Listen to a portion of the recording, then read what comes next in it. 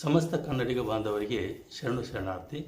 ಪ್ರಸ್ತುತ ಪ್ರಗತಿ ಯೂಟ್ಯೂಬ್ ಚಾನಲ್ಗೆ ತಮ್ಮೆಲ್ಲರಿಗೂ ಹಾರ್ದಿಕ ಸ್ವಾಗತ. ಈ ಪ್ರಸ್ತುತ ಸಂಚಿಕೆಯನ್ನು ನಾನು ವಚನ ಪಿತಾಮಹ ಎಂಬ ಖ್ಯಾತಿಯ ಡಾಕ್ಟರ್ ಫಕೀರಪ್ಪ ಗುರುಬಸಪ್ಪ ಹಳಕಟ್ಟಿ ಇವರ ಒಂದು ಬದುಕು ಹಾಗೂ ಸಾಧನೆಯನ್ನು ಕುರಿತು ತಮ್ಮೊಂದಿಗೆ ವಿಚಾರಗಳನ್ನು ಹಂಚಿಕೊಳ್ಳಲು ಇಷ್ಟಪಡ್ತೇನೆ. ಕನ್ನಡದ ಶ್ರೇಷ್ಠ ಸಾಹಿತಿಗಳಲ್ಲಿ ಒಬ್ಬರಾಗಿರ್ತಕ್ಕಂಥ ಕನ್ನಡದ ಕಣ್ವ ಎಂಬ ಖ್ಯಾತಿಯ BM ಶ್ರೀಕಂಠಯ್ಯ ಅವರು ಒಮ್ಮೆ ವಿಜಯಪುರಕ್ಕೆ ಬರ್ತಾರೆ. ಆ ಸಂದರ್ಭದಲ್ಲಿ ಅವರ ಲೇಖಕ ಬಳಗದವರು ಬಹಳಷ್ಟು ಸಂತಸದಲ್ಲಿರ್ತಾರೆ, ಸಂಭ್ರಮದಲ್ಲಿರ್ತಾರೆ. BM ಶ್ರೀಕಂಠಯ್ಯ ಅವರನ್ನ ಗೋಲ್ಗುಮ್ಮಟಕ್ಕೆ ಕರೆದುಕೊಂಡು ಹೋಗುವ ಒಂದು ಉತ್ಸಾಹದಲ್ಲಿರ್ತಾರೆ. ಆ ಸಂದರ್ಭದಲ್ಲಿ BM ಶ್ರೀಕಂಠಯ್ಯನವರು ತಮ್ಮ ಮಿತ್ರರಿಗೆ ಹೇಳ್ತಾರೆ, ನನಗೆ ಗೋಲ್ಗುಮ್ಮಟ ನೋಡಲು ಆಸೆ ಇದೆ, ನಾನು ಅದನ್ನು ನೋಡಲು ಉತ್ಸುಕನಾಗಿದ್ದೇನೆ, ಆದರೆ ಅದಕ್ಕಿಂತ ಮೊದಲು ನಾನು ವಚನ ಗುಮ್ಮಟವನ್ನು ನೋಡಲು ಇಷ್ಟಪಡ್ತೇನೆ ಅಂತ ಹೇಳ್ತಾರೆ. ಹಾಗಾದರೆ ಈ ವಚನ ಗುಮ್ಮಟ ಯಾರು ಅಂತಂತಂದರೆ ಡಾಕ್ಟರ್ ಫಗು ಹಳಕಟ್ಟಿಯವರು. ಡಾಕ್ಟರ್ ಫಗು ಹಳಕಟ್ಟಿಯವರು ಕನ್ನಡ ಸಾಹಿತ್ಯದ ದಿಗ್ಗಜರವರು. ವಚನ ವಾಂಗ್ಮಯದ ಸಂಪಾದನೆ ಹಾಗೂ ಪ್ರಕಟಣೆಗೆ ಅವರು ಸಂಪೂರ್ಣವಾಗಿ ತಮ್ಮನ್ನು ಸಮರ್ಪಿಸಿಕೊಂಡಂಥ ಒಬ್ಬ ಶ್ರೇಷ್ಠರವರು. ಒಂದು ಕಾಲಘಟ್ಟದಲ್ಲಿ ಕನ್ನಡ ಸಾಹಿತ್ಯದ ಅಮೂಲ್ಯ ಸಂಪತ್ತಾಗಿರ್ತಕ್ಕಂಥ ವಚನ ಸಾಹಿತ್ಯ ತಾಡೋಲೆಗಳಲ್ಲಿ, ಗ್ರಂಥಗಳಲ್ಲಿ ಅವು ಬೇರೆ ಬೇರೆ ಅಂದರೆ ನಾಡಿನಾದ್ಯಂತ ಅವು ಅಟ್ಟದಲ್ಲಿ ಧೂಳು ಮೆತ್ತುತ್ತಿದ್ದವು. ಮತ್ತು ಎಷ್ಟೋ ಸಂದರ್ಭದಲ್ಲಿ ಜನರಿಗೆ ಅವುಗಳ ಒಂದು ಮಹತ್ವದ ಕಲ್ಪನೆ ಇಲ್ಲದ ಒಂದು ಕಾರಣದಿಂದಾಗಿ ಅವು ಜಗಲಿ ಮೇಲೆ ಅವು ಪೂಜೆಗೊಳ್ತಿದ್ದವು. ಈ ಹಂತದಲ್ಲಿ ಈ ವಚನ ಸಾಹಿತ್ಯ ಅಂತಕ್ಕಂಥ ವಿಶ್ವ ಸಾಹಿತ್ಯ ಏನದಲ್ಲ, ಅದು ಸಂಪೂರ್ಣವಾಗಿ ಅಂಧತ್ವ ಮತ್ತು ಅಜ್ಞಾನಕ್ಕೆ ಅವು ಜಾರುತ್ತಿರುವ ಸಂದರ್ಭದಲ್ಲಿ, ಕತ್ತಲೆಗೆ ಜಾರುತ್ತಿರ್ತಕ್ಕಂಥ ಸಂದರ್ಭದಲ್ಲಿ ಬೆಳಕಾಗಿ ಬಂದವರು ಡಾಕ್ಟರ್ ಫಗು ಹಳಕಟ್ಟಿಯವರು. ಡಾಕ್ಟರ್ ಫಗು ಹಳಕಟ್ಟಿಯವರು ಈಗ ನಾವು ನೋಡ್ತೇವೆ, ವಚನ ಸಾಹಿತ್ಯ ಸಂಪಾದನೆ ಮತ್ತು ಅದರ ಪ್ರಕಟಣೆಯ ಒಂದು ಸಾಹಿತ್ಯವನ್ನು ಚರಿತ್ರೆಯನ್ನು ನಾವು ಗಮನಿಸುವುದಾದರೆ ಡಾಕ್ಟರ್ ಫಗು ಹಳಕಟ್ಟಿಯವರನ್ನೇ ಮಾನದಂಡವಾಗಿಟ್ಟುಕೊಂಡು ವಚನ ಸಾಹಿತ್ಯ ಪ್ರಕಟಣೆಯ 125 ವರ್ಷಗಳ ಚರಿತ್ರೆಯನ್ನು ಸಂಶೋಧಕರು ಬರೀತಾರೆ. ಈ 125 ವರ್ಷಗಳ ಸಾಹಿತ್ಯಿಕ ಒಂದು ಚರಿತ್ರೆ ಏನಿದೆ, ವಚನ ಸಾಹಿತ್ಯ ಪ್ರಕಟಣೆ ಸಾಹಿತ್ಯಕ ಚರಿತ್ರೆ ಏನಿದೆ, ಇದರ ಪ್ರಾರಂಭಿಕ ವ್ಯಕ್ತಿತ್ವವೇ ಯಾರು ಅಂತಂದರೆ ಡಾಕ್ಟರ್ ಫಗು ಹಳಕಟ್ಟಿಯವರು. ಡಾಕ್ಟರ್ ಫಗು ಹಳಕಟ್ಟಿಯವರು ಪ್ರಾರಂಭವಾಗ್ತಕ್ಕಂಥ ಈ ವಚನ ಸಾಹಿತ್ಯ ಪ್ರಕಟಣೆಯ ಯುಗವನ್ನು ವಚನ ಸಾಹಿತ್ಯ ಪ್ರಕಟಣೆ ನವೋದಯ ಕಾಲ ಎಂದು ಗುರುತಿಸಲಾಗುತ್ತದೆ. ಡಾಕ್ಟರ್ ಫಗು ಹಳಕಟ್ಟಿಯವರು 1880 ಇಸ್ವಿ ಜುಲೈ 2ರಂದು ಧಾರವಾಡದಲ್ಲಿ ಜನಿಸಿದರು.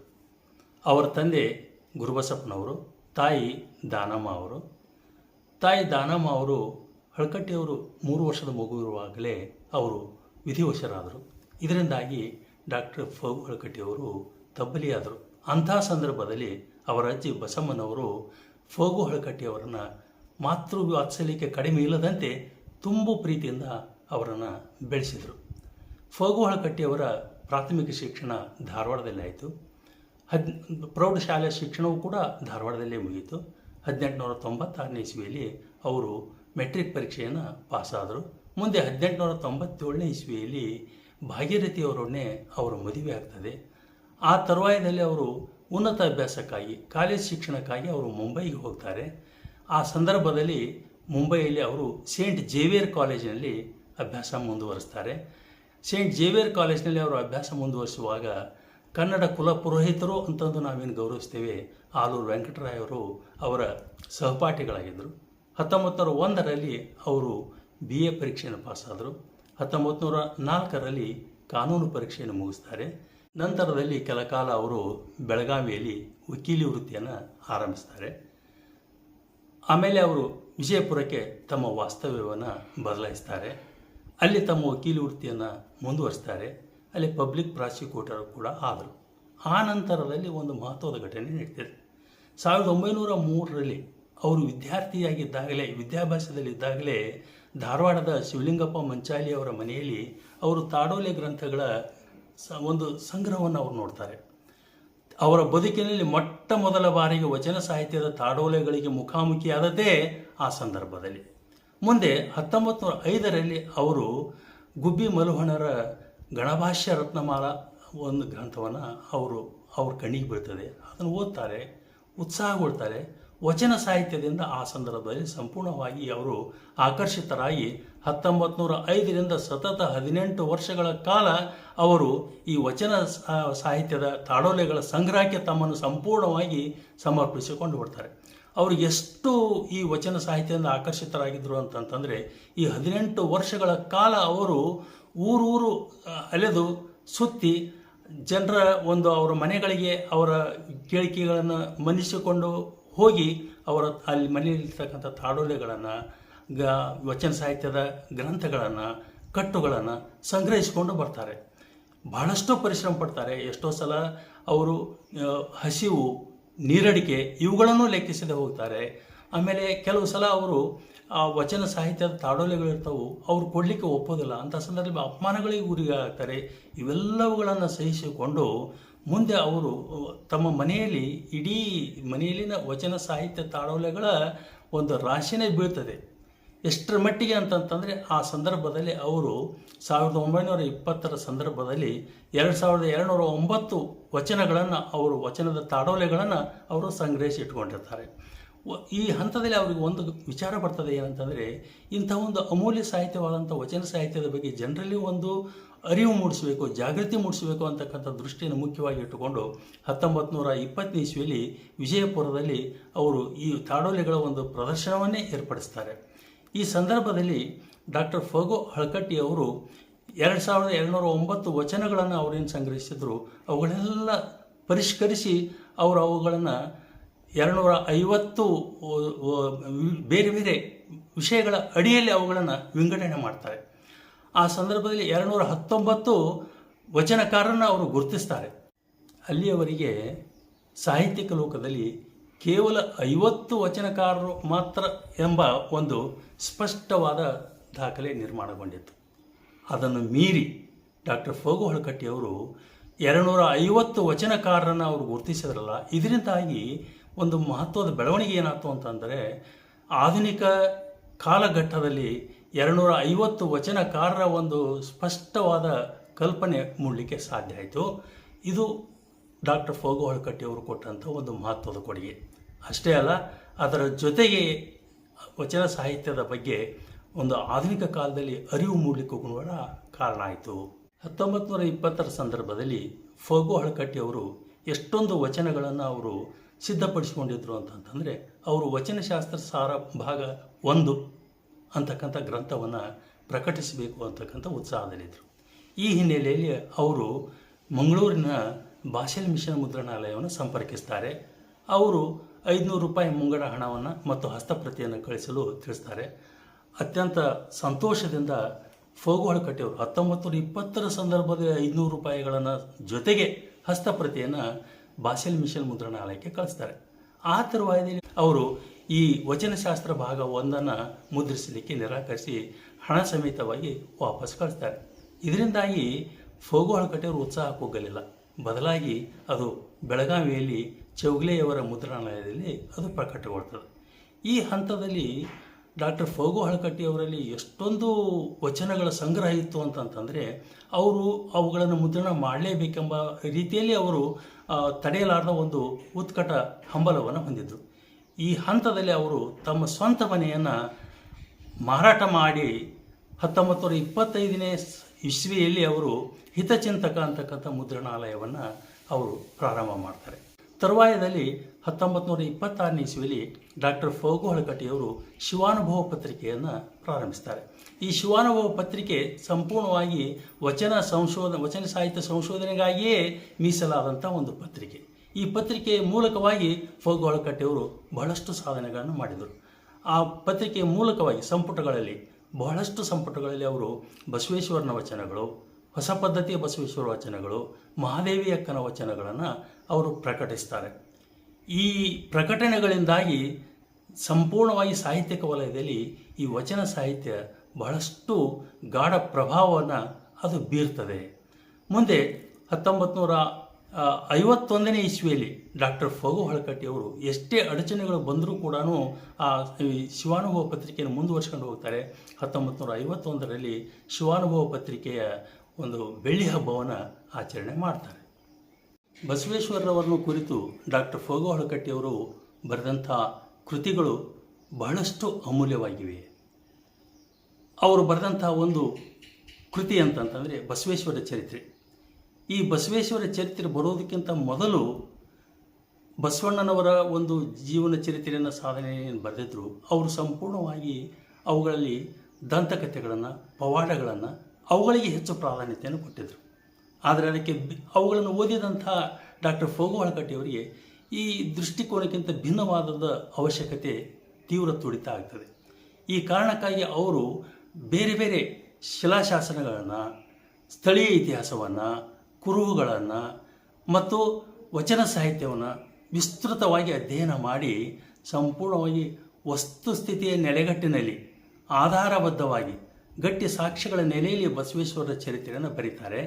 ಈ ಒಂದು ಬಸವೇಶ್ವರ ಚರಿತ್ರೆ ಗ್ರಂಥದ ಮಹತ್ವದ ಒಂದು ಕೊಡುಗೆ ಏನಪ್ಪ ಅಂತಂದರೆ, ಅಲ್ಲಿಯವರೆಗೂ ಬಸವಣ್ಣನವರನ್ನು ಒಬ್ಬ ಪುರಾಣ ಪುರುಷ, ಪವಾಡ ಪುರುಷ ಅಂತ ಏನು ದಾಖಲಿಸಿದ್ರು, ಅದಕ್ಕಿಂತ ಭಿನ್ನವಾಗಿ ಬಸವಣ್ಣ ಪುರಾಣ ಪುರುಷ ಅಲ್ಲ, ಬಸವಣ್ಣ ಒಬ್ಬ ಐತಿಹಾಸಿಕ ವ್ಯಕ್ತಿ ಅನ್ನುವುದನ್ನು ಅವರು ಈ ಕೃತಿಯ ಮೂಲಕ ಸಾಬೀತುಪಡಿಸಿದ್ದು ಈ ಒಂದು ಕೃತಿಯ ಬಹಳ ಮಹತ್ವದ ಒಂದು ಕೊಡುಗೆ ಅನ್ನೋದನ್ನು ನಾವಿಲ್ಲಿ ಗಮನಿಸಬೇಕಾಗ್ತದೆ.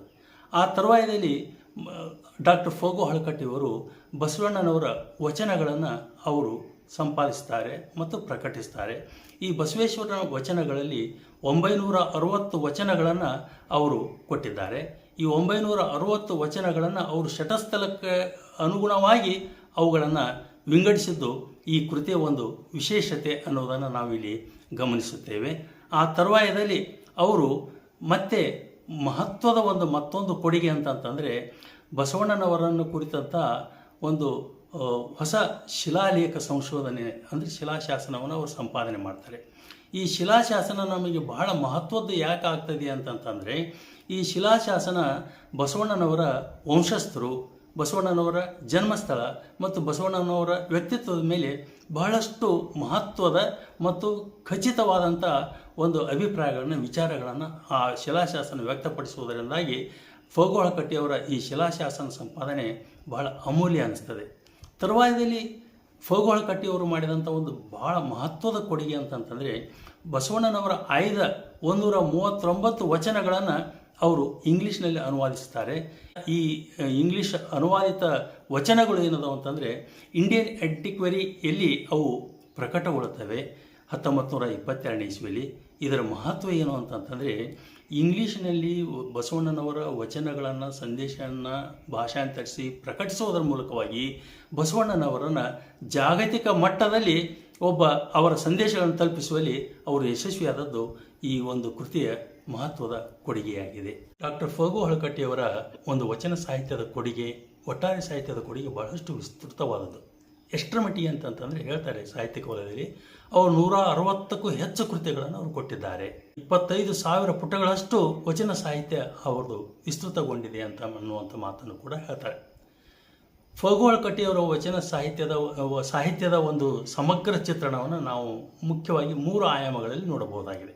ಒಂದು ಸ್ವತಂತ್ರ ಕೃತಿಗಳು, ಮತ್ತೊಂದು ಸಂಪಾದಿತ ಸಾಹಿತ್ಯ, ಮತ್ತೊಂದು ಪತ್ರಿಕಾ ಸಾಹಿತ್ಯ ಅಂತ. ಸ್ವತಂತ್ರ ಸಾಹಿತ್ಯದಲ್ಲಿ ಅವರು ಚರಿತ್ರೆಗಳನ್ನು ಬರೆದಿದ್ದಾರೆ, ನಿಘಂಟುಗಳನ್ನು ಕೊಟ್ಟಿದ್ದಾರೆ. ಇನ್ನು ಸಂಪಾದಿತ ಸಾಹಿತ್ಯದಲ್ಲಿ ಅವ್ರದ್ದು ಬಹಳಷ್ಟು ವಿಸ್ತೃತವಾದಂತಹ ಒಂದು ಕೊಡುಗೆ. ಸಂಪಾದಿತ ಸಾಹಿತ್ಯದಲ್ಲಿ ಮುಖ್ಯವಾಗಿ ಗಮನಿಸಬೇಕಾದ ಕೃತಿಗಳು ಅಂತಂತಂದರೆ ಶೂನ್ಯ ಸಂಪಾದನೆ, ಕೃಷಿ ಜ್ಞಾನ ಪ್ರದೀಪಿಕೆ, ಹರಿಹರನ ರಗಳೆಗಳು, ಆಮೇಲೆ ಮುಖ್ಯವಾಗಿ ಅಂತಂತಂದರೆ ಶರಣ ಚರಿತ್ರೆಗಳು, ಆಮೇಲೆ 720 ಗಣಾಧೀಶರ ಚರಿತ್ರೆಗಳು, ಆದಯನ ವಚನಗಳು, ಪ್ರಭುದೇವರ ವಚನಗಳು, ಅದರ ಜೊತೆಗೆ ಕೆಳದಿಯ ಸಂಸ್ಥಾನದ ರಾಯರ ವಂಶಾವಳಿಯನ್ನು ಕೂಡ ಅವರು ಕೊಟ್ಟಿದ್ದಾರೆ. ಹೀಗೆ ಅವ್ರದ್ದು ಬಹಳಷ್ಟು ವಿಸ್ತೃತವಾದಂಥ ಒಂದು ಸಂಪಾದಿತ ಸಾಹಿತ್ಯ ಅಂತ ಅನ್ನೋದು.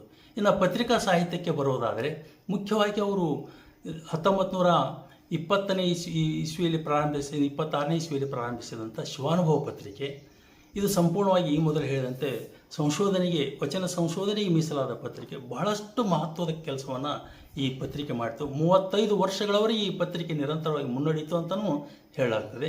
ತರುವಾಯದಲ್ಲಿ ಕರ್ನಾಟಕದ ಏಕೀಕರಣಕ್ಕೆ ಸಂಬಂಧಪಟ್ಟಂತೆ ಅವರ ಒಂದು ಪತ್ರಿಕೆ 1928ರಲ್ಲಿ ಪ್ರಾರಂಭಿಸಿದ್ದು ನವಕರ್ನಾಟಕ. ಈ ಪತ್ರಿಕೆ ಬಹಳಷ್ಟು ವ್ಯಾಪಕವಾಗಿ ಕನ್ನಡಿಗರಲ್ಲಿ ಕನ್ನಡದ ಬಗ್ಗೆ, ಕನ್ನಡದ ಏಕೀಕರಣದ ಬಗ್ಗೆ ಗಂಭೀರತೆಯನ್ನು ಮೂಡಿಸುವಲ್ಲಿ ಮತ್ತು ಅದರ ಸಾಧನೆಗಾಗಿ ಹೋರಾಟಕ್ಕೆ ಇಳಿಯುವಲ್ಲಿ ಇದು ಪ್ರೋತ್ಸಾಹಕರ ಮತ್ತು ಪ್ರೇರಕವಾಯಿತು ಅನ್ನುವಂಥದ್ದು. ಹೀಗಾಗಿ ಈ ಪತ್ರಿಕಾ ಸಂಪಾದನೆಯಲ್ಲಿ ಅವರು ಪ್ರಕಾಶಕರಾಗಿ, ಮುದ್ರಕರಾಗಿ ಡಾಕ್ಟರ್ ಫಗು ಹಳಕಟ್ಟಿಯವರ ಕೊಡುಗೆ ಗಮನಾರ್ಹವಾದದ್ದು. ಡಾಕ್ಟರ್ ಫಗು ಹಳಕಟ್ಟಿಯವರು ತಮ್ಮ ವ್ಯಕ್ತಿತ್ವ ಮತ್ತು ಸಾಧನೆಯ ಕ್ಷೇತ್ರವನ್ನು ಕೇವಲ ವಚನ ಸಾಹಿತ್ಯ ಸಂಪಾದನೆಗೆ ಮಾತ್ರ ಸೀಮಿತಗೊಂಡಿರಲಿಲ್ಲ. ಬದಲಾಗಿ ಅವರು ಸಾರ್ವಜನಿಕ ಕ್ಷೇತ್ರಗಳಿಗೂ ಕೂಡ ಅವರ ಕೊಡುಗೆ ಅತ್ಯಂತ ಅಪಾರವಾದದ್ದು. ಒಂದು ಮಾತನ್ನು ಹೇಳ್ತಾರೆ, ಡಾಕ್ಟರ್ ಫಗು ಹಳಕಟ್ಟಿಯವರು 30 ಬೇರೆ ಬೇರೆ ರೀತಿಯ ಸಮಿತಿಗಳೊಡನೆ ಕ್ರಿಯಾಶೀಲವಾಗಿ ಅವರು ತೊಡಗಿದ್ರು ಮತ್ತು ಅತ್ಯಂತ ಧನಾತ್ಮಕವಾದ ಕೊಡುಗೆಯನ್ನು ನೀಡಿದರು ಅಂತಲೂ ಹೇಳ್ತಾರೆ. ಮುಖ್ಯವಾಗಿ ಸಾರ್ವಜನಿಕ ಅವರ ಕ್ಷೇತ್ರಕ್ಕೆ ಅವರ ಕೊಡುಗೆಯನ್ನು ಗಮನಿಸುವುದಾದರೆ ಅವರು ಈ ಕರ್ನಾಟಕ ಏಕೀಕರಣ, ಆಮೇಲೆ ಭಾಷಾಭಿವೃದ್ಧಿ, ನಾಡಿನ ಆರ್ಥಿಕ ಅಭಿವೃದ್ಧಿ, ನಗರಾಭಿವೃದ್ಧಿ, ಗ್ರಾಮೀಣಾಭಿವೃದ್ಧಿ, ಶೈಕ್ಷಣಿಕ ಪ್ರಗತಿ, ಕೃಷಿ ಪ್ರಗತಿ, ಹೀಗೆ ವಿಸ್ತೃತವಾದ ಆಯಾಮಗಳನ್ನು ಅವರು ಹೊಂದಿದ್ದರು. ಇಲ್ಲಿ ಕರ್ನಾಟಕ ಏಕೀಕರಣದಲ್ಲಿ ಅವರು ಎಷ್ಟೊಂದು ಕ್ರಿಯಾತ್ಮಕವಾಗಿ ತೊಡಗಿಕೊಂಡಿದ್ರು ಅಂತಂತಂದರೆ ಅದರ ಸಲುವಾಗಿನ ಈ ಮೊದಲು ಹೇಳಿದಂತೆ 1928ರಲ್ಲಿ ನವಕರ್ನಾಟಕ ಪತ್ರಿಕೆಯನ್ನು ಅವರು ಪ್ರಾರಂಭಿಸಿದರು. ಅದರಿಂದಾಗಿ ಜಾಗೃತಿ ಮತ್ತು ಮಹತ್ವದ ಒಂದು ಕೊಡುಗೆ ಅಂತಂತಂದರೆ ಚಳವಳಿಯನ್ನು ವ್ಯಾಪಕಗೊಳಿಸುವಲ್ಲಿ ಈ ಪತ್ರಿಕೆ ಬಹಳಷ್ಟು ಮಹತ್ವದ ಪಾತ್ರವನ್ನು ವಹಿಸಿತು.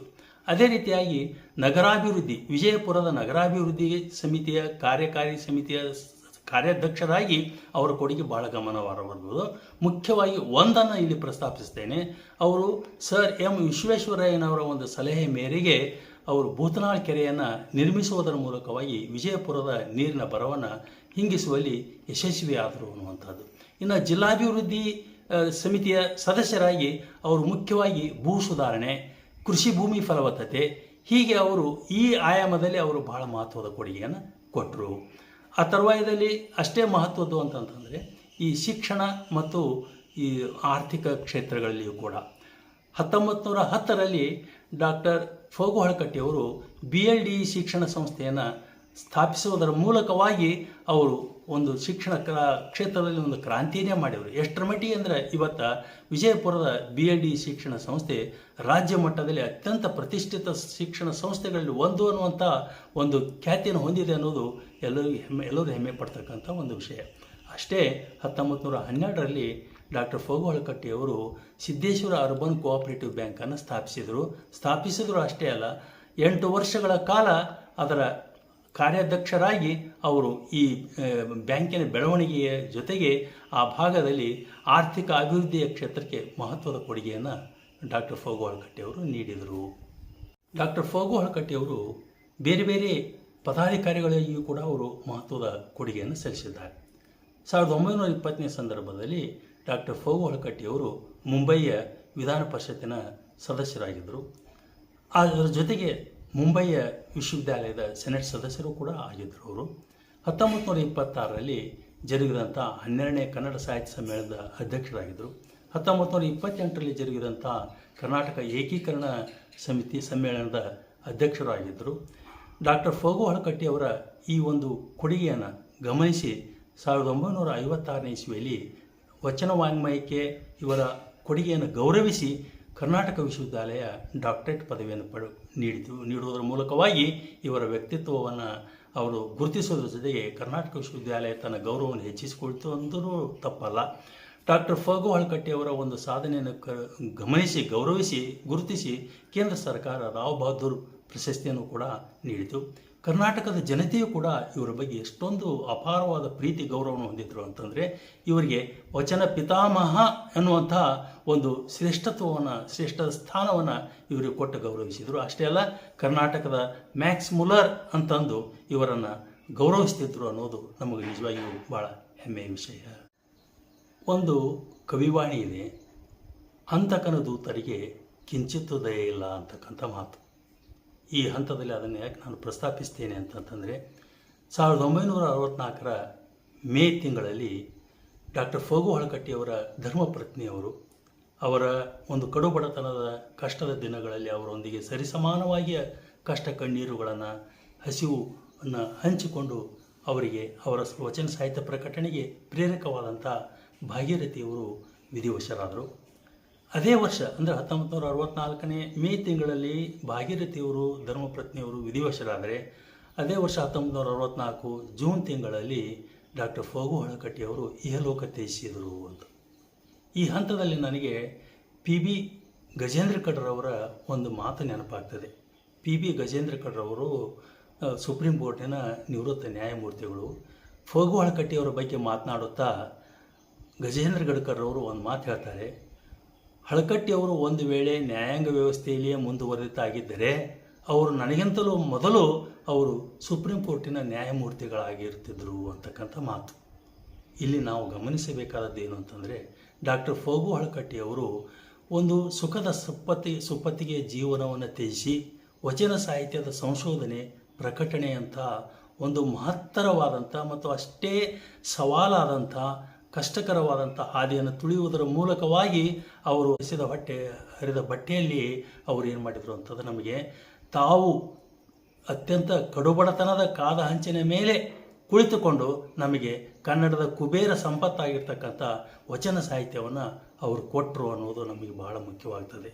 ಅದರ ಆರ್ಥಿಕ ಸಂಕಷ್ಟ, ತೀವ್ರ ಅನಾರೋಗ್ಯದ ಸ್ಥಿತಿ, ಇವೆಲ್ಲಕ್ಕಿಂತ ಮಿಗಿಲಾದದ್ದು ಅಂತಂದ್ರೆ ಅವರ ಕರುಳ ಕುಡಿ, ಮಗ ಚಂದ್ರಶೇಖರ್ ಅವರ ಅಕಾಲ ಮೃತ್ಯು, ಇವೆಲ್ಲ ಮತ್ತು ಇಂಥ ಅನೇಕ ಕಷ್ಟಗಳನ್ನು ಅತ್ಯಂತ ಸಂಯಮದಿಂದ ಸ್ಥಿತಪ್ರಜ್ಞತೆಯಿಂದ ಅದನ್ನು ಸಹಿಸಿಕೊಳ್ಳುತ್ತಾ ಹಸಾದವೆಂದು ಸ್ವೀಕರಿಸಿಕೊಳ್ಳುತ್ತಾ ಇವತ್ತು ವಿಶ್ವ ಸಾಹಿತ್ಯದ ಎತ್ತರದ ಒಂದು ಅಮೂಲ್ಯವಾದಂಥ ವಚನ ಸಾಹಿತ್ಯವನ್ನು ಡಾಕ್ಟರ್ ಫಗು ಹಳಕಟ್ಟಿಯವರು ನಮ್ಮ ಕೈಯಲ್ಲಿ ಕೊಟ್ಟಿದ್ದಾರೆ. ಡಾಕ್ಟರ್ ಫಗು ಹಳಕಟ್ಟಿಯವರು ಈಗ ಇಲ್ಲ ಅಂತ ಅನ್ಲಿಕ್ಕೆ ಆಗೋದಿಲ್ಲ. ಅವರು ಹಚ್ಚಿಟ್ಟು ಹೋದಂಥ ವಚನ ಸಾಹಿತ್ಯದ ಹಣತೆಯ ಕಿರಣಗಳಲ್ಲಿ ಅವರು ಅಜರಾಮರಾಗಿದ್ದಾರೆ. ವಚನ ಸಾಹಿತ್ಯದಲ್ಲಿ ಅವರು ಚಿರಕಾಲದ ಒಂದು ಬೆಳಕಾಗಿ ಅವರು ಬೆಳಗ್ತಾ ಇದ್ದಾರೆ. ಅವರು ಹಚ್ಚಿಟ್ಟು ಹೋದಂತಹ ವಚನ ಸಾಹಿತ್ಯದ ಒಂದು ಬೆಳಕಿನಲ್ಲಿ ನಮ್ಮ ಬದುಕಿನ ಧನ್ಯತೆಯನ್ನು ನಾವು ಕಂಡುಕೊಳ್ಳುವಂತಹದ್ದು ನಾವು ಅವರಿಗೆ ಕೊಡಬೇಕಾದಂಥ ಮತ್ತು ಅವರಿಗೆ ಸಲ್ಲಿಸಬೇಕಾದಂಥ ನಿಜವಾದ ಗೌರವ ಎಂದು ಹೇಳುವುದರ ಮೂಲಕವಾಗಿ ನಾನು ಈ ವಿಚಾರಗಳನ್ನು ಇಲ್ಲಿಗೆ ಮುಕ್ತಾಯಗೊಳಿಸಲಿಕ್ಕೆ ಇಷ್ಟಪಡ್ತೇನೆ. ಜೈ ಹಿಂದ್, ಜೈ ಕರ್ನಾಟಕ್. ಈ ವಿಡಿಯೋ ತಮಗೆ ಇಷ್ಟವಾದರೆ ಲೈಕ್ ಮಾಡಿ, ಶೇರ್ ಮಾಡಿ, ಸಬ್ಸ್ಕ್ರೈಬ್ ಮಾಡಿ. ಧನ್ಯವಾದಗಳು.